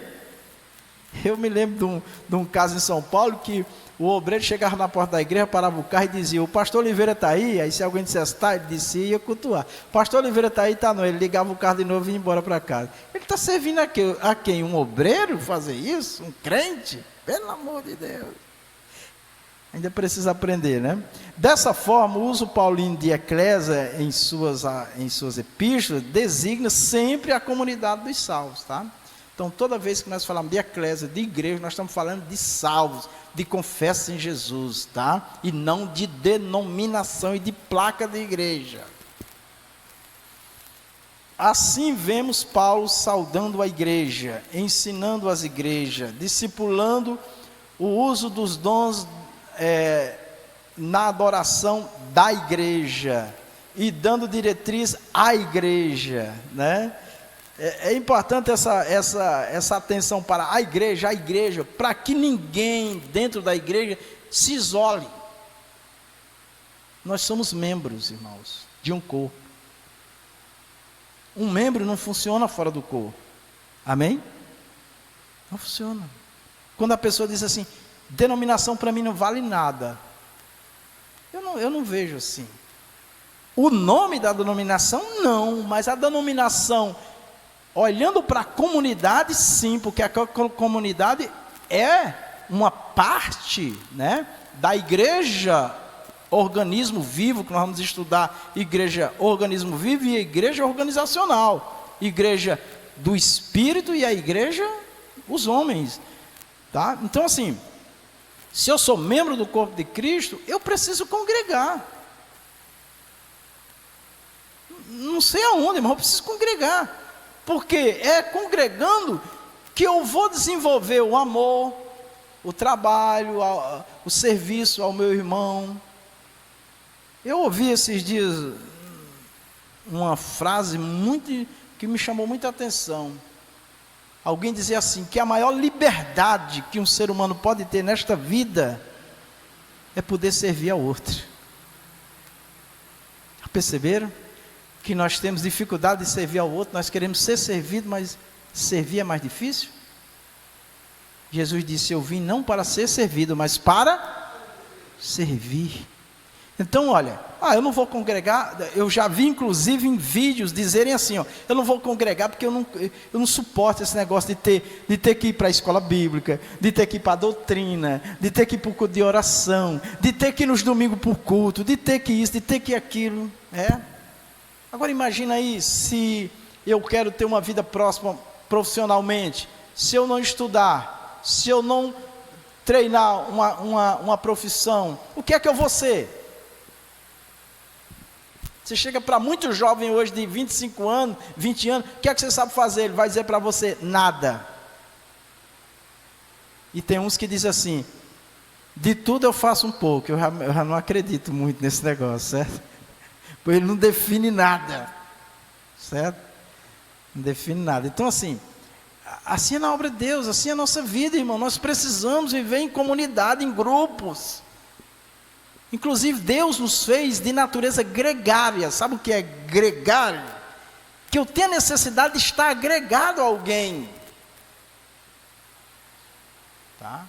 As pessoas que se isolam, na verdade, elas não conseguem enxergar, mas elas estão sendo egoístas, egocêntricas, elas estão pensando só nelas. E nós nunca podemos ver isso. Como igreja, não. Então, em nome do Senhor, irmão, vamos pensar como membro do corpo de Cristo. Vamos sempre pensar com a igreja, porque o Espírito do Senhor está sobre nós, tá bom? E essa era a visão dos apóstolos, principalmente de Paulo, que foi o ensinador, um dos maiores, né? Vamos lá. 1 Coríntios 16:1. Ora, quanto à coleta que se faz para os santos, fazei vós também o mesmo que eu ordenei às igrejas da Galácia. Então Paulo estava sempre olhando para a igreja, para os salvos, e nunca para si, nunca para o seu pequeno grupo, tá? Jamais. Isso é muito importante para nós como igreja. A história cristã. Há quem crê que a igreja subsiste governada pelo sucessor de Pedro e pelos bispos em comunhão com ele, né? Isso daí não funciona. Evidentemente, a tradição protestante rejeita esse conceito, visto que ele não reflete o contexto do Novo Testamento, onde a figura do sucessor de Pedro é totalmente estranha e desconhecida, viu? Então, dizer que Pedro foi o primeiro papa, e com isso, ali a Igreja Católica vem daí, não, tá? De forma nenhuma. Deus nunca, na Igreja do Senhor Jesus, Deus desconstruiu a questão do rei, amém? Na Igreja do Senhor Jesus, o rei é Jesus, amém? Acabou. Essa coisa essas igrejas que tem esses homens poderosíssimos, isso daí não tem base bíblica. Pode falar, Diácono Alfredo. Salve os irmãos com a paz do Senhor Jesus, amém? Eu queria, pastor, comentar sobre fazer tecer um pequeno comentáriozinho sobre Pedro, que a Igreja Católica afirma ser o Papa. Como é que ele era o Papa se eles mataram Pedro, crucificaram a Pedro, porque Pedro não aceitava aquele sistema que ele queria impor? Não, foi eles que mataram, né? Pedro disse assim, não aceito isso aí não. Que eles queriam impor a Igreja dos Apóstolos a aceitar toda aquela... O imperador queria ordenar que tudo ficasse sob aquele comando. Não, mas assim, ó, vamos entender uma coisa. Na época que Pedro foi morto, não existia Igreja Católica, tá? Foi da fundação dela, né? Hã? Foi ali que foi fundada a Igreja Católica. Não. O imperador fundou a igreja. Não, eu entendi assim, pastor. Deixa eu só colocar aqui. Sim, pode falar. Vou colocar a minha posição só se eu disse. Me ensina. O imperador disse assim, ó, vai acabar esse negócio, vou criar só uma religião. Aí foi criar Igreja Católica, vamos manter a Igreja dos Apóstolos, só que com a condição, quem vai reger agora é Roma, vai ter a direção da igreja. Todas as igrejas, vai existir só uma igreja só uma religião, que é a Igreja Católica Apostólica Romana. Mas não foi na crucificação de Pedro. A crucificação de Pedro porque ele dos apóstolos. Aí não. Também, não, irmão Alfredo, os apóstolos, olha, quando os apóstolos morreram, tá? Isso foi lá próximo de 130, 120, por ali, os apóstolos morreram, foram martirizados. Depois a igreja continuou com os discípulos dos apóstolos, e foi, lá pelo ano 300 na história da igreja, né? Quando a gente estuda a história da igreja, é que começou a se definir lideranças religiosas, tá? E é aí que começa a formar a Igreja Católica vem nesse bojo aí, nesse meio, tá? Mas quem matou os apóstolos não foram cristãos, quem matou foram outros, tá? Foram os romanos. Não, sim, mas o romano, aí é que precisa entender. Os romanos, eles tinham os deuses dele, que não tinha nada a ver com a Igreja Católica. A Igreja Católica só foi pegar os deuses romanos na aliança que os cristãos fizeram com Constantino. Aí Constantino, como tinha aliança com outros deuses, né? Trouxe os deuses dele também para dentro da igreja, para dentro do cristianismo, que estava se definindo o catolicismo. Aí se tornou catolicismo romano porque se aliou a Roma, ao Império Romano, tá certo? Mas assim, quem matou os apóstolos não foi católicos, não foi cristãos, tá certo? Porque historicamente católico é cristão, católico crê em Jesus, tá bom? Então só precisa definir isso assim, ó. Os discípulos foram mortos pelos romanos, a igreja do Senhor Jesus foi perseguida pelos romanos, mas nesse tempo não existia igreja católica dominando, né, a fé para matar apóstolo, tá? Só isso que tem que separar, entendeu? Agora eles dizem que com a morte de Pedro, né, veio um sucessor, né, para continuar ou para iniciar a igreja católica, mas isso é história, isso não tem documento, isso não tem nada que prove, tá bom? Tá bom, obrigado. Nada. Vamos lá. Evidentemente, como está ali, evidentemente, a tradição protestante rejeita esse conceito, visto que ele não reflete o contexto do Novo Testamento, onde figura o sucessor de Pedro, e é totalmente estranho e desconhecido, tá certo? Após a Reforma, século XVI, 1600, a tradição protestante procurou dar um sentido bíblico e mais preciso a respeito do que uma igreja é de fato, tá? Em uma grande denominação protestante histórica, a igreja é definida como uma congregação local de pessoas regeneradas e batizadas após a profissão de fé. Por outro lado, de acordo com um documento de uma grande denominação pentecostal americana, entendemos que a igreja, como corpo de Cristo, a habitação de Deus através do Espírito Santo, como divinas nomeações para cumprimento de sua grande comissão, onde cada crente nascido do Espírito é parte integrante da Assembleia Universal e da Igreja dos primogênitos, que estão escritos nos céus. Então está aí as referências, né? Hebreus 12, 23, a universal Assembleia e Igreja dos primogênitos que estão inscritos nos céus, e a Deus, o juiz de todos, e aos espíritos dos justos e aperfeiçoados. A universal Assembleia, né? Essa universal Assembleia aqui não tem nada a ver com a Assembleia de Deus, tá bom, irmãos? Tá certo? Então, assim, a igreja cristã, ela existe antes de todas as denominações que a gente pode imaginar, tá bom? Tudo veio depois, né, com a história, tá bom? Então, Deus não deu esse governo e não dá a nenhuma denominação de ser exclusiva, tá? Essa é de Deus, aquela não é de Deus, não. Os confessos em Jesus, eles independem da placa. O que conta realmente é como eles vivem e servem ao Senhor pela palavra, tá bom? É isso que tem que ficar bem claro no nosso coração. Igreja como criação divina. A igreja como um ideal de Deus. Desde a eternidade, a igreja estava no coração de Deus e foi idealizada por Ele em sua essência. Ela é um projeto divino. Efésios 1,14 diz assim: como também nos elegeu nele, em Cristo, antes da fundação do mundo, para que fôssemos santos e irrepreensíveis diante dele em amor. Olha que coisa maravilhosa. Eu já falei aqui que Deus não elege uma pessoa para salvação. Ele elegeu Israel, a nação, e elegeu a igreja. Em Israel, muitos pereceram, não entraram na terra prometida, era uma promessa de Deus.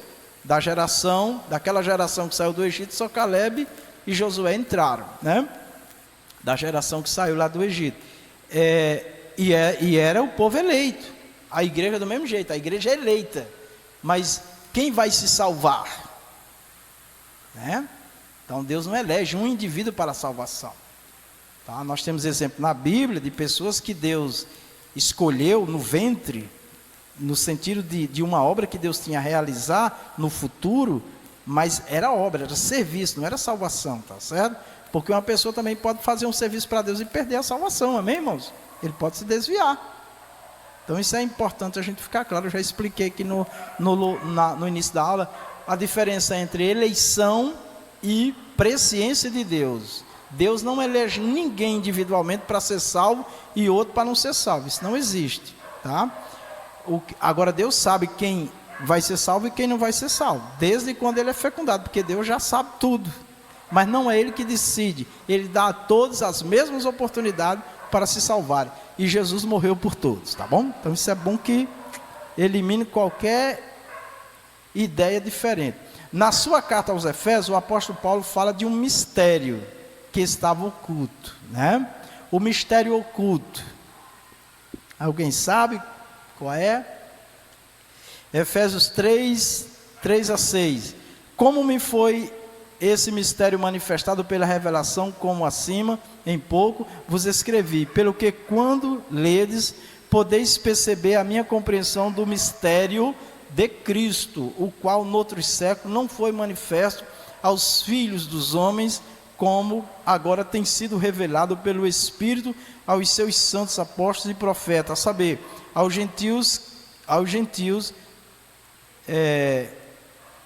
a saber que os gentios são co-herdeiros de um mesmo corpo e participantes da promessa em Cristo pelo Evangelho, tá?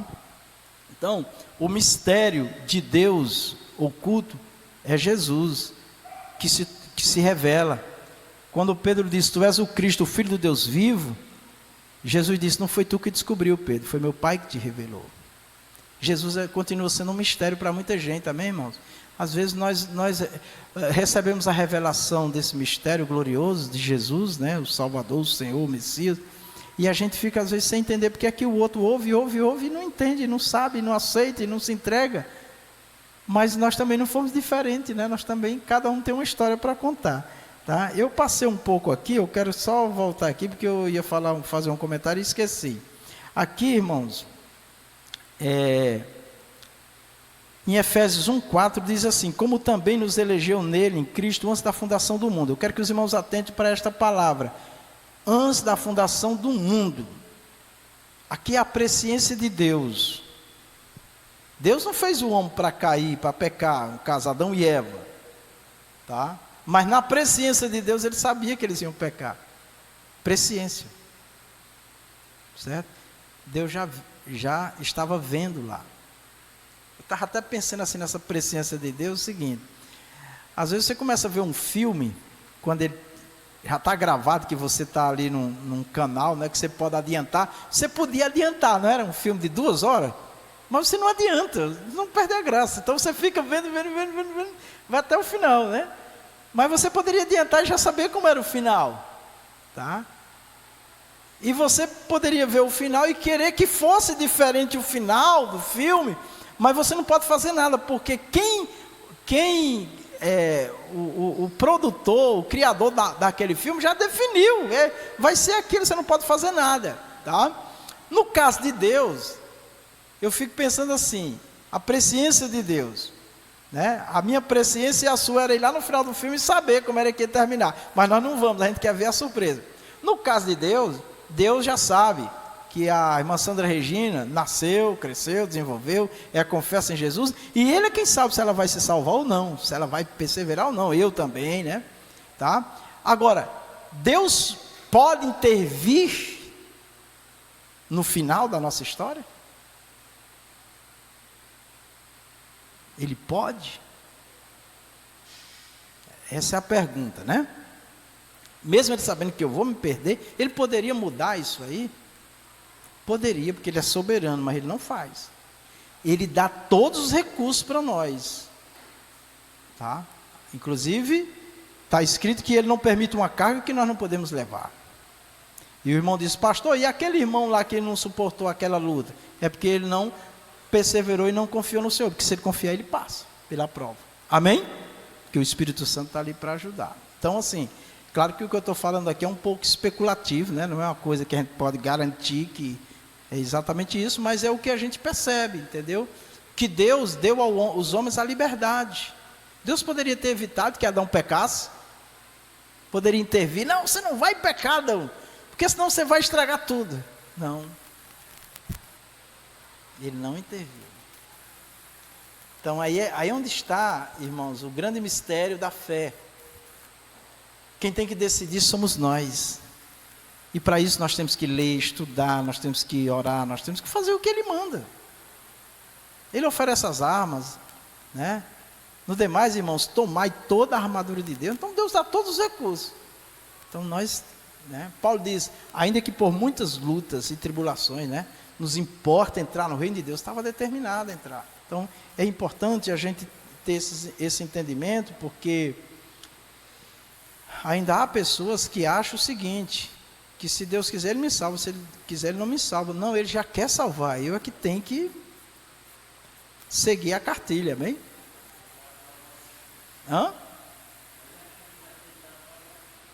Pedir força, graça é dele que vem. Esse mistério que foi revelado era exatamente a igreja, né? Na mente de Deus, portanto, a igreja já existia, tá? Jesus já estava morto, né? Inclusive, tá? Então, esse mistério, ele só é revelado, a pessoa só se torna igreja, só vê a igreja quando ele recebe o Espírito Santo, quando ele permite que o Espírito Santo trabalhe na vida dele. Olha o que Jesus disse, se tu não nascer de novo, tu não pode ver. Se tu não nascer de novo, tu não pode entrar. Jesus não era o Salvador, ele poderia dizer, vem cá, você já está salvo, já está tudo certo. Não, você tem que fazer a sua parte, nós temos que fazer a nossa parte. Sempre Deus na nossa vida nos ajudando. O amor de Deus fez com que Ele provesse um plano para salvar o homem caído. Assim Cristo morreu, assim Cristo amou a igreja e se entregou por ela. Efésios 5:25. Vós, maridos, amai vossa mulher, como também Cristo amou a igreja e a si mesmo se entregou por ela. Então, igreja, confesso em Jesus. Por que eu creio que eu sou um salvo? Porque eu entreguei minha vida de coração a Jesus. E porque eu quero ser fiel a Ele. Amém? A igreja como uma realidade concreta, não é nada ilusório, criação humana. Como vimos, a igreja não ficou apenas na mente de Deus, ela passou a existir de uma forma concreta, tá? É uma coisa que é interessante, os planos de Deus, ninguém impede, amém? E Deus tem sempre uma forma, um escape para cada um de nós, tá? Uma coisa que é importante ficar marcada aqui para nós também, irmãos, é que a igreja não foi uma coisa inventada por Deus, Ele já tinha aquilo, Ele já sabia. Nada é surpresa para Deus, nada é novidade para o Senhor, tá? Aí alguém vai orar, Senhor, você não está vendo não, Senhor? Oh, você não está vendo não? Ele viu antes de acontecer. Então, mas é porque Deus suporta nós, às vezes, que a gente fica meio desesperado. Porque Ele sabe que nós estamos falando, às vezes, com Deus, como se estivesse falando com um ser humano, né? Ele entende, meu filho, né? O início da igreja acontece na plenitude dos tempos, mas vindo à plenitude dos tempos, Deus enviou o seu Filho, nascido de mulher, nascido sobre a lei, Dessa forma, Deus faz congregar em Cristo todas as coisas, na dispensação da plenitude dos tempos, né? Então surge a pergunta, quando a igreja passou a existir de fato? Quando ela se estabeleceu na sua forma concreta? Quando é que a igreja começou, né? A maioria dos teólogos defende que foi no Pentecostes. A igreja, por exemplo, não é citada nos evangelhos de Marcos, Lucas, João, Mateus fala de sua existência, mas como um evento futuro, tá? A igreja no Pentecostes, vamos entender. Depois do Pentecostes, Lucas destaca que todos os dias acrescentava o Senhor à igreja aqueles que se haviam de salvar. Dessa forma, a igreja que existia apenas no coração e na mente de Deus se tornava uma realidade concreta quando o Espírito Santo é derramado no Pentecostes após a ressurreição de Jesus. Atos 2, 1 e 2. Cumprindo-se os dias de Pentecostes, estavam todos reunidos no mesmo lugar. E de repente veio do céu um som como de um vento veemente e impetuoso, encheu toda a casa em que estavam assentados, né? Então a igreja, ela passou a existir quando, né? Realmente, o Senhor Jesus disse: eu edificarei a minha igreja. Uma parte dos teólogos acredita que a igreja ela passa a existir a partir da pessoa do Senhor Jesus, manifesto. Todos os confessam nele, tá? E já há quem pense, que diga, que interprete, que a igreja de fato começa no derramamento do Espírito Santo. Eu acredito que a igreja começa com Jesus, tá certo? Mas isso não faz muita diferença, né? Começa com o próprio Jesus.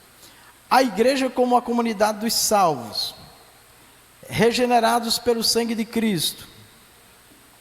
No Pentecostes, o apóstolo Pedro disse: arrependei-vos e cada um de vós seja batizado em nome de Jesus Cristo para perdão dos pecados.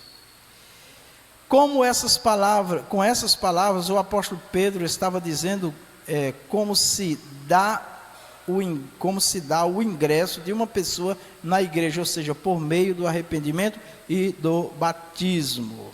Tá? Aqui tem um detalhe que há divergências, tá certo? Quando é que uma pessoa começa a fazer parte da igreja? É quando ele se batiza?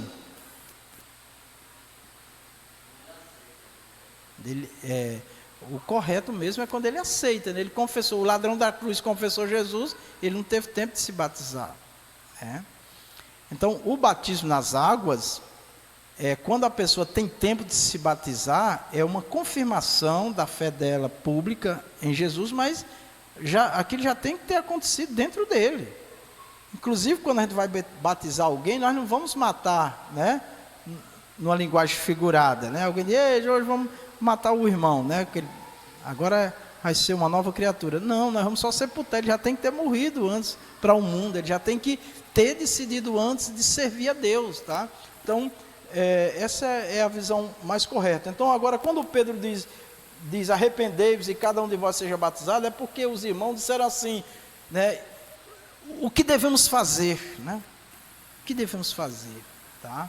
Para fazer parte da comunidade, né?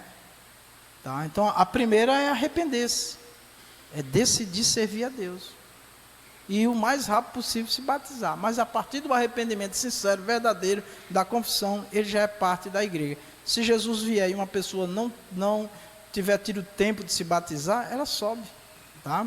O batismo não salva, mas quando uma pessoa nega o batismo, alguma coisa está errada. Então isso pode, não vamos julgar, dizer que está condenado. O irmão não quis se batizar e Jesus e morreu, não foi salvo. Não vamos entrar por esse caminho não, porque aí o juízo é de Deus, tá bom? Mas é duvidoso, né? Duvidoso. A pessoa confessa em Jesus, foi ensinada, instruída e nega o batismo, ela está comprometendo, porque Jesus diz: quem crê e for batizado. Ele ligou o crer, o arrependimento, a fé ao batismo, tá? Mas se não der tempo, se não dependeu da pessoa e ele está servindo a Deus, ele tem salvação, sim. A igreja é uma comunidade cristã formada por pessoas regeneradas que fizeram pública confissão de fé. O ingresso de alguém à igreja não se dá por adesão, mas pela conversão, né? Então, uma pessoa decide congregar, se batizar e congregar e fazer parte ali, tá? Isso é importante, sim. Mas o que vale para Deus mesmo é uma vida realmente convertida, né? Porque só fazer parte de uma igreja não é suficiente, tá? Para salvação, não. É exatamente esse sentido da palavra grega metanoel.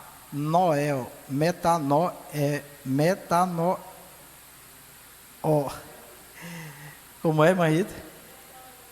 Metanoel. Traduzida aqui por arrependimento. Significa uma mudança de mente.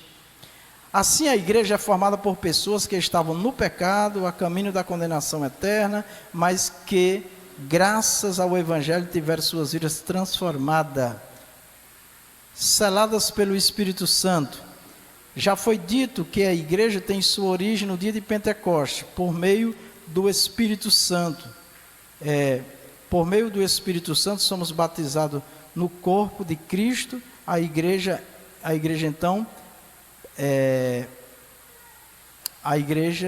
então, passamos a fazer parte dela, tá?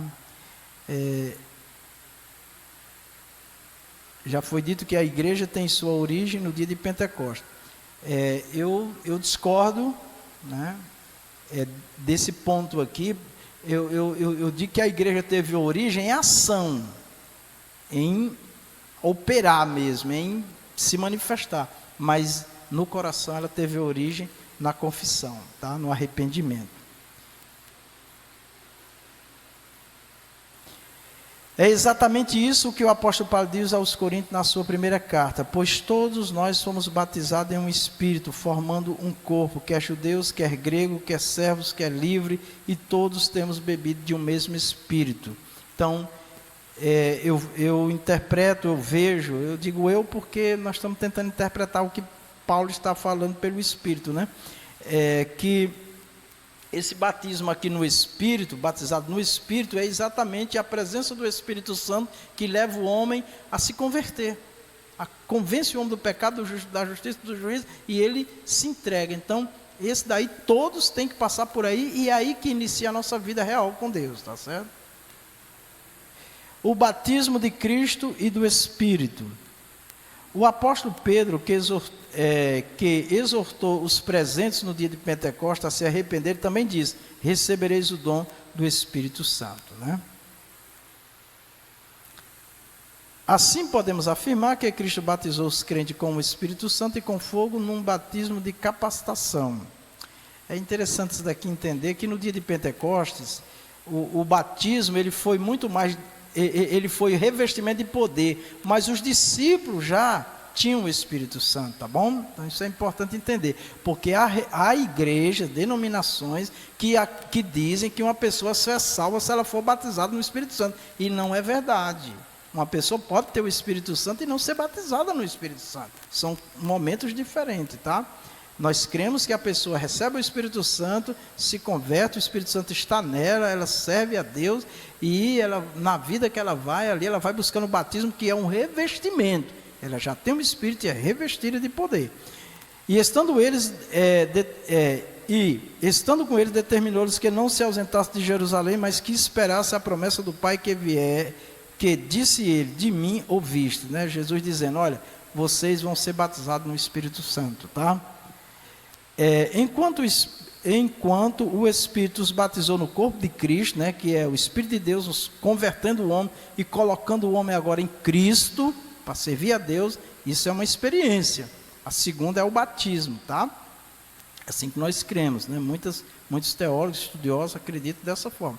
1 Coríntios 12, 13. Pois todos nós fomos batizados em um Espírito, formando um corpo, quer judeus, quer grego, quer servo, quer livre, e todos temos bebido de um mesmo Espírito, que é o Espírito de Deus. Conclusão, todos juntos, vamos lá?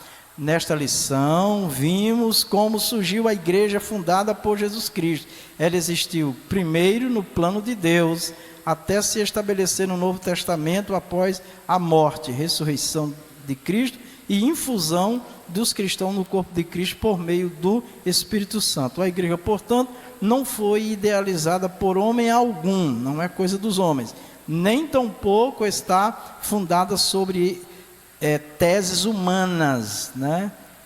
O seu fundamento é Cristo, o seu fundamento é Cristo, a razão da fé, da salvação é Cristo, não é denominação, não é nenhuma organização humana, que é a cabeça da igreja. Por isso, é um grande privilégio fazer parte da igreja, o corpo de Cristo. Amém. Diaconisa Vera.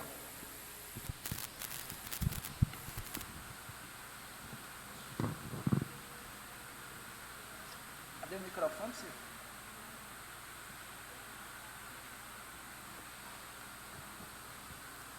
Saúde dos irmãos com a paz do Senhor. Vamos apresentar as classes, né? Primeira classe, Soldadinhos de Cristo.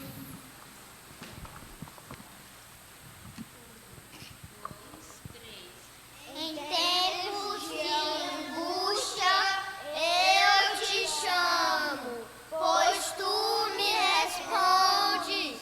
Salmo 86, 7. Glória a Deus. A classe Soldadinhos de Cristo tem 14 alunos matriculados, tem 7 ausentes, 7 presentes, Total de assistência de 7 alunos, trouxeram 2 Bíblias, 7 revistas e ofertaram R$ 3,05.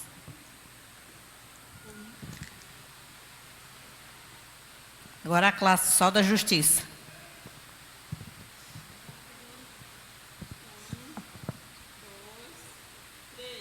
Essas pessoas são como árvores que crescem na beira de um riacho. Elas dão frutas no tempo certo e as suas folhas não murcham. Salmos 1:3. Glória a Deus. A classe só da Justiça tem 5 alunos matriculados, 2 ausentes, 3 presentes, total de assistência em classe de 3 alunos, trouxeram 2 Bíblias e 3 revistas e ofertaram R$ 1.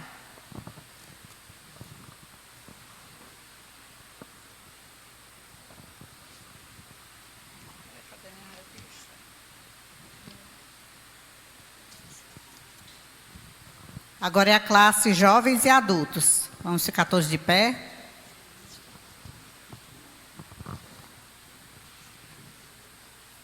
Vamos ler a verdade prática. 1, 2, 3. A igreja é a família de Deus, comprada com o sangue de Cristo e selada com o Espírito Santo. Glória a Deus. Pode sentar, irmãos. A classe Jovens e Adultos inicia o ano com 22 alunos matriculados, 5 ausentes, 17 presentes, 2 visitantes, que é a irmã Laodiceia e a irmã Irene, né? É a segunda vez que elas estão participando da escola bíblica, glória a Deus. Aí no total de assistência de 19 alunos, trouxeram 17 Bíblias e ofertaram R$ 26,70.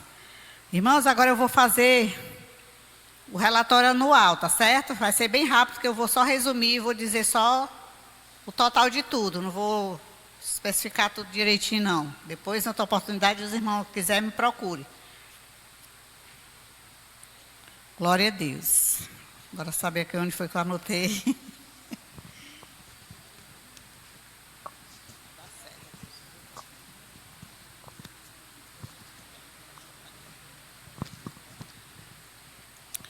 Glória a Deus. No ano de 2023, os alunos que se ausentaram da sala de aula foram 676 alunos. Falta, né? Que dos matriculados faltaram durante o ano 676 vezes. O total de presença, 605. Total de todos os alunos. E visitantes, vieram 72 visitantes durante o ano. No total de assistência de sala, 666 alunos participaram da escola bíblica no ano de 2023. Total de Bíblias, 564. E oferta, total do ano todo, 491,45. Esse é o relatório anual do ano passado. Agora eu tenho também a lista de cada aluno. Quem quiser saber quantas vezes vocês vieram, aí na próxima semana nós vamos trazer a lembrancinha para os que tiveram menos faltas, certo?